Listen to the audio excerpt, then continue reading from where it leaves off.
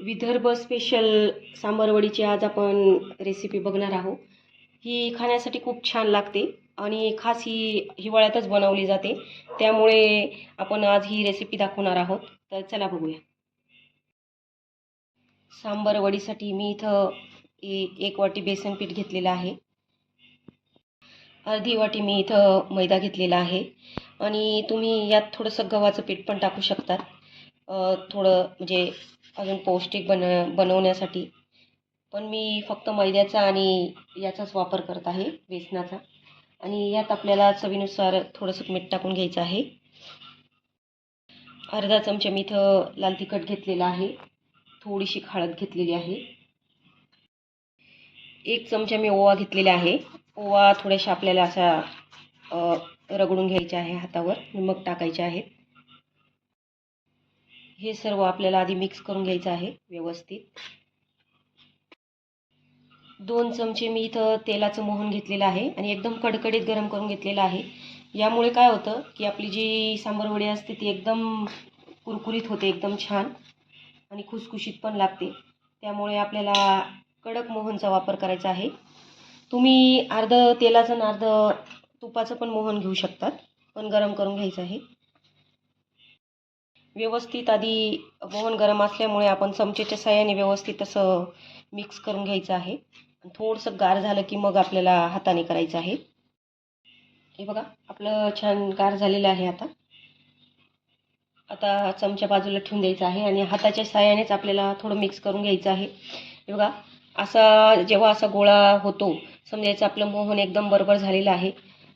तर आता थोडं थोडं पाणी टाकून आपल्याला व्यवस्थित घट्ट, एकदम घट्ट असा गोळा भिजवून घ्यायचा आहे। शक्यतो ही जी वडी असते, सांबारवडी, ही हिवाळ्यातच बनवतात, कारण यावेळेस कोथिंबीर खूप स्वस्त असते। कोथिंबीरलाच सांबार म्हटलं जातं नागपूर साईडला, म्हणून सांबारवडी तिचं नाव पडलेलं आहे। आणि जास्त करून हिवाळ्यात खाण्यासाठी खूप छान लागते ही वडी। बघा, अगदी थोडं थोडं टाकत आहे मी, कारण त्याच्यात बेसन पीठ आहे आणि मैदा आहे, त्यामुळे बेसन पीठ आणि मैद्याला पाणी कमी लागतं, त्यामुळे थोडं थोडंच आपल्याला टाकतच भिजवायचं आहे आणि एकदम घट्ट असा गोळा भिजवायचा आहे।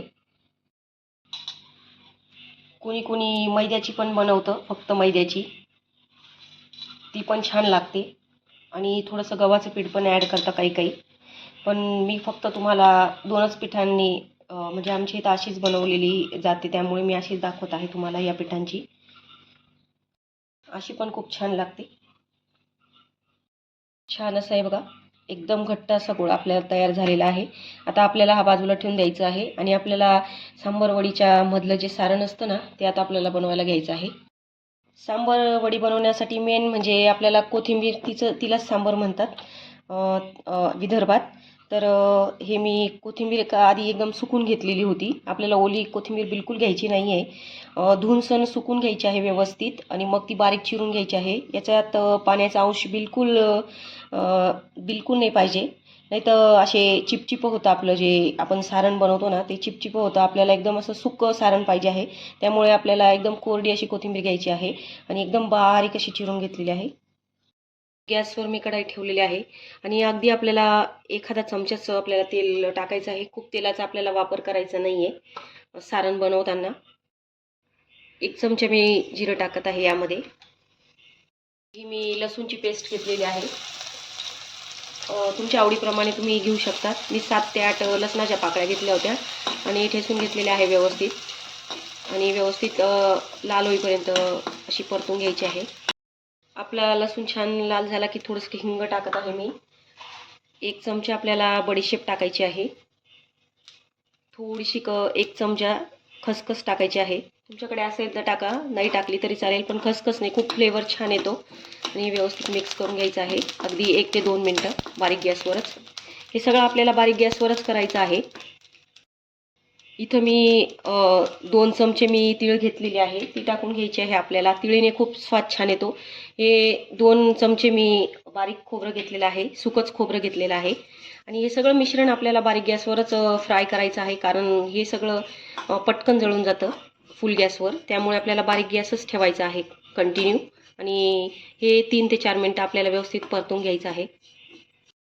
3 ते 4 मिनटं झालेले आहे, व्यवस्थित झालेलं आहे. तर आपण यात कोथिंबीर टाकायची आहे आपली. सर्व कोथिंबीर टाकून द्यायची आहे. इथं मी 1 चमचा आमचूर पावडर वापरत आहे. तुम्ही चाट मसाला पण वापरू शकतात. ऑप्शनल आहे हे, पण याच्याऐवजी जर चाट मसाला असेल तर तो पण वापरू शकतात. व्यवस्थित मिक्स करून घ्यायचं आहे. चवीनुसार मीठ टाकून घ्यायचं आहे आपल्याला. 1 चमचा मी इथं साखर टाकत आहे. 1 चमचा तिखट टाकत आहे.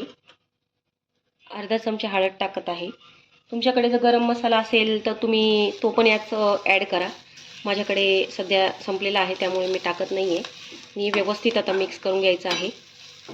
4 ते 5 मिनटं बारीक गॅसवर आपल्याला हे व्यवस्थित परतून घ्यायचं आहे. आता मिश्रण 4 ते 5 मिनटं झालेले आहे. ह्या मिश्रणाचा एकदम खमंग असा वास सुटलेला आहे आणि आपलं मिश्रण तयार झालेलं आहे. आता मी गॅस बंद करते. आता हे थोडंसं आपल्याला थंड होऊ द्यायचं आहे. मिश्रण छान पसरून ठेवलेलं होतं मी 5 ते 10 मिनटं. आपलं गार झालेलं आहे. आता आपण सांबार वड्या करायला घेऊयात. पीठ घेतलेलं आहे मी.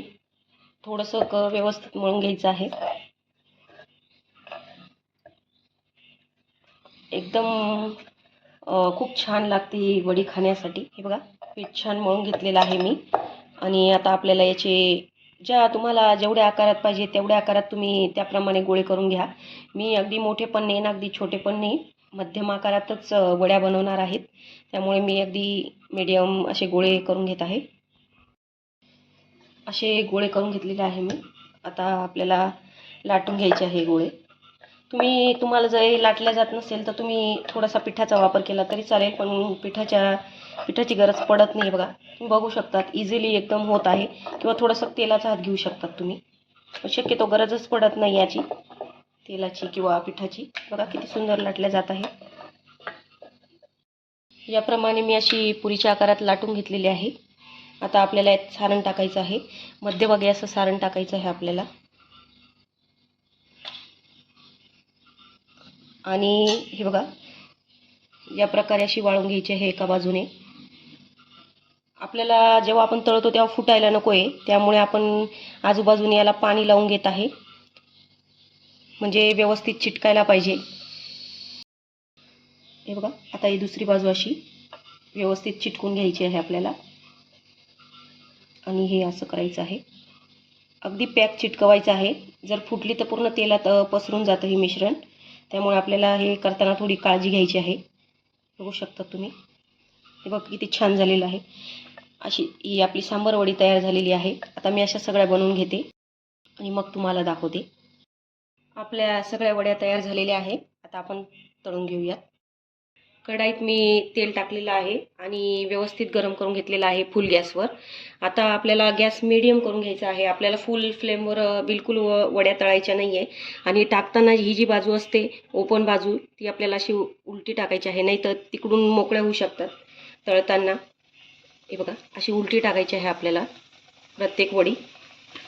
ही एक टिप्सच आहे, कारण वरून जर टाकाल जर फुटलं तर पूर्ण मिश्रण पसरू शकतं त्यामुळे.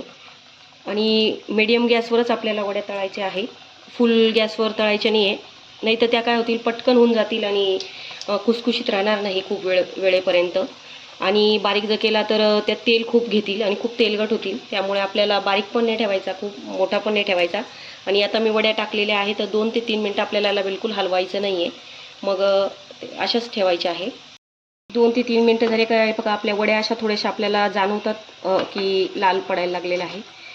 आणि मग आता ते पलटून घ्यायचे आहे. हे बघा, ह्या वड्या तळायला खूप वेळ लागत नाही, मीडियम गॅसच ठेवायचा आहे. आणि बघा, सगळं मी पलटून घेते.